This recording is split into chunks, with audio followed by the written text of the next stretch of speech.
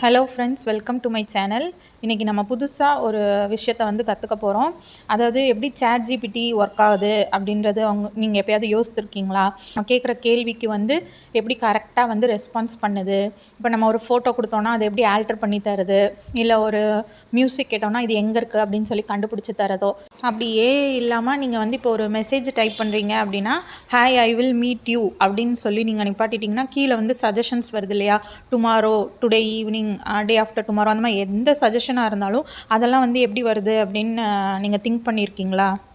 எனக்கு டெக்னாலஜினா என்னன்னு தெரியாது, எதுவுமே பேசிக்கே தெரியாதனாலும் பரவாயில்ல, நம்ம வீடியோவை ரெகுலராக ஃபாலோ பண்ணுங்கள். நீங்கள் இந்த மாதிரி டெக்னாலஜி சம்மந்தமான புது விஷயங்களை வந்து தெரிஞ்சுக்கலாம். சரி, வாங்க நம்ம இப்போ வீடியோக்குள்ளே போயிடலாம்.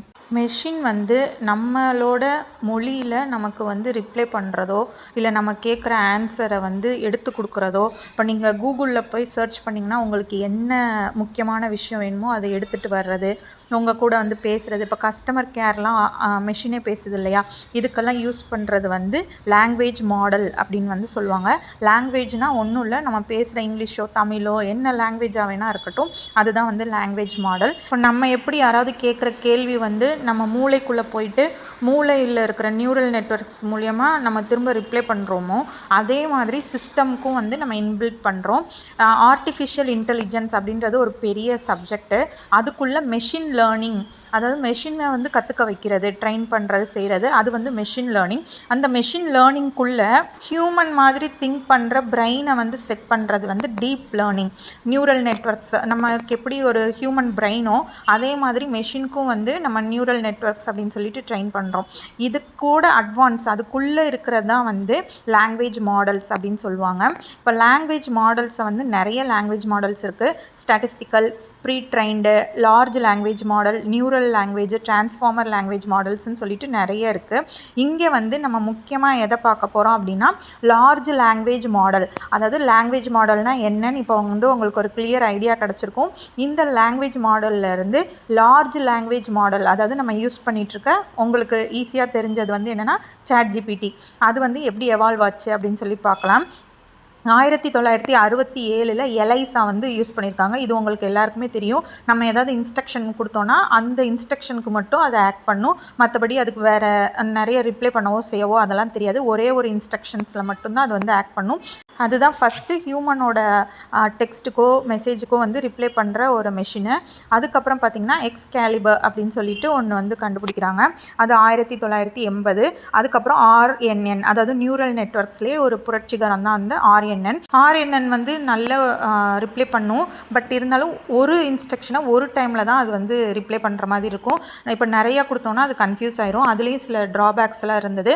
அதுக்கப்புறம் LSTM, long short term memory அப்படின்ற கான்செப்ட், அதாவது ஒரு மெமரியிலேருந்து திரும்ப அதை ரிப்ளை பண்ணுற மாதிரியானது கொண்டு வந்தாங்க. 2017 வந்து கூகுள் வந்து ஒரு பேப்பர் ப்ரெசென்ட் பண்ணுறாங்க. அந்த பேப்பரில் பார்த்திங்கன்னா அட்டென்ஷன் அப்படின்னு சொல்லிட்டு ஒரு பேப்பரு. அந்த பேப்பரில் வந்து டிரான்ஸ்ஃபார்மர்ஸ் அப்படின்னு ஒரு புது கான்செப்ட் வந்து கொண்டு வராங்க இந்த லாங்குவேஜ் மாடலுக்குள்ளே. அந்த டிரான்ஸ்ஃபார்மர் யூஸ் பண்ணுறதுனால என்னாச்சு அப்படின்னா மல்டிபிள் டேட்டாவை வந்து நம்ம அந்த மெஷின்குள்ளே செலுத்த முடியும். அதே சமயம் நிறைய ஆன்சர்ஸை வந்து நம்ம கொண்டு வர முடியும். அப்போ இந்த லாங்குவேஜ் மாடல்னாவே முக்கியம் வந்து டிரான்ஸ்ஃபார்மர்ஸ் அப்படின்றத ஞாபகம் வச்சுக்கோங்க. அடுத்தடுத்து வர இதில் நான் வந்து டிரான்ஸ்ஃபார்மர்ஸ் பற்றி உங்களுக்கு நிறைய சொல்கிறேன். இப்போ இந்த டிரான்ஸ்ஃபார்மர் எவால்வ் ஆனதுனால இந்த ஜிபிடியோட மார்க்கெட்டே வந்து ரொம்ப ஹையில் போச்சு அப்படின்னு சொல்லலாம். அதில் வந்து 2018 பெர்ட் ஜிபிடி வந்து வந்தது. அதாவது bidirectional expert representation from transformer, அதாவது டிரான்ஸ்ஃபார்மர் கண்டுபிடிச்சதுக்கப்புறம் இது வந்தது. அதுக்கப்புறம் பார்த்திங்கன்னா 2019 GPT-2 இதெல்லாம் வந்து மார்க்கெட்டில் நமக்கு கொண்டு வந்துட்டாங்க. GPT-3 ஒவ்வொன்றுலேருந்தும் அப்படியே எவால்வ் ஆகி நமக்கு நிறைய கையில் வந்து இப்போ லாமா, பாம், டாலி இதெல்லாம் ரிசர்ச்சுக்கு இதுக்கெல்லாம் நம்ம வந்து இப்போ ரொம்ப யூஸ் பண்ணிகிட்ருக்கோம். இப்படி தான் வந்து ஜிபிடி வந்து எவால்வ் ஆச்சு. இப்போ உங்களுக்கு லாங்குவேஜ் மாடல்னால் என்னென்னு புரிஞ்சிருக்கும். லார்ஜ் லாங்குவேஜ் மாடலோட ஃபுல் ஆர்கிடெக்சர், அதுக்கப்புறம் நான் இப்போ சொன்னேன் இல்லையா அந்த டிரான்ஸ்ஃபார்மர், அதை பற்றியும் நம்ம வந்து பார்க்க போகிறோம். இந்த லாங்குவேஜ் மாடல்லே வந்து 6 டைப்ஸ் இருக்குது. ஒன்று வந்து GPT, MOE, இதெல்லாம் வந்து இந்த டயக்ராம் மாதிரி கொடுத்துருக்காங்கல்ல, இதெல்லாம் வந்து டிரான்ஸ்ஃபார்மர்ஸ். ஓகேவா? இந்த டிரான்ஸ்ஃபார்மரில் சில ஆல்ட்ரேஷன்ஸ்லாம் பண்ணி அது கொண்டு வந்திருக்காங்க. VLM, அதாவது விஷன் லாங்குவேஜ் மாடல். நம்ம இப்போ ஒன்று பார்க்குறோம், ஒரு பிக்சரை வந்து எடுத்து அதுக்கு அனுப்புகிறோன்னா அது ரிப்ளை பண்ணும்.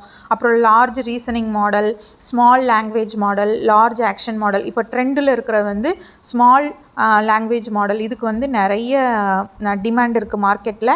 இப்போ அதை பற்றின நிறைய ரிசர்ச்சும் பேப்பர்ஸும் போயிட்டுருக்கு. ஸோ இது ரெண்டையும் கம்பேர் பண்ணியிருக்காங்க.